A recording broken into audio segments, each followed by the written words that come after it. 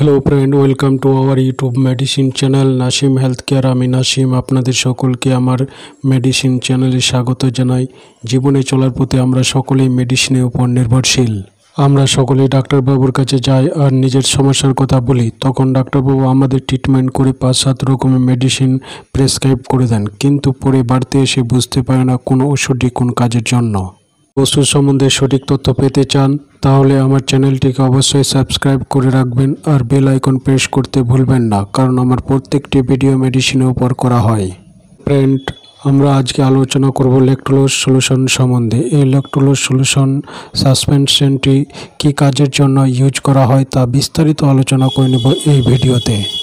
এখন আমরা জানব এই ল্যাকটোলোজ সলিউশনটির কার্যকারিতার সম্বন্ধে। সাধারণতভাবে এটি রেচক হিসেবে ব্যবহৃত হয় কিছু অন্ত্র এবং লিভারের চিকিৎসার সাহায্য করে। ল্যাকটোলোজ দ্রবণ আমাদের অন্ত্রে জল টেনে কাজ করে, এইভাবে মলকে নরম করে এবং নিয়মিত মলত্যাগকে উৎসাহিত করে।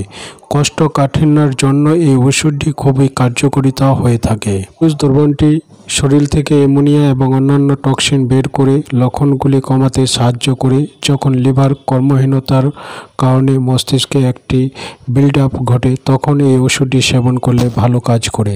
বা সহজভাবে বলতে গেলে বলা যেতে পারে, যখন মলদ্বার ফুলে যায়, জ্বালা করে, মলত্যাগের সময় কষ্ট হয়, অনেকক্ষণ ধরে মলত্যাগের জন্য বসে থাকতে হয়, তখন এই ওষুধটি সেবন করলে খুব ভালো কাজ করে।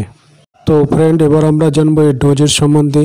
আমরা সকলে জানি বিভিন্ন রোগীর বিভিন্ন সমস্যা, তাই রোগীর অবস্থার উপর নির্ভর করে ডোজের পার্থক্য হতে পারে। তবে এটি সাধারণত 10 ml করে রাত্রে সেবনের পরামর্শ দিয়ে থাকেন। তবে আপনাদের সকলের উদ্দেশ্যে বলে থাকি, যে কোনো মেডিসিন সেবনের পূর্বে অবশ্যই ডাক্তারের পরামর্শ নিয়ে তবেই সেবন করবেন।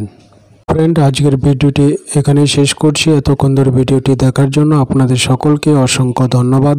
পরবর্তীতে আবার একটি নতুন ভিডিও নিয়ে আপনাদের কাছে হাজির হব। ততক্ষণ আপনারা সকলে ভালো থাকুন, সুস্থ থাকুন। বাই।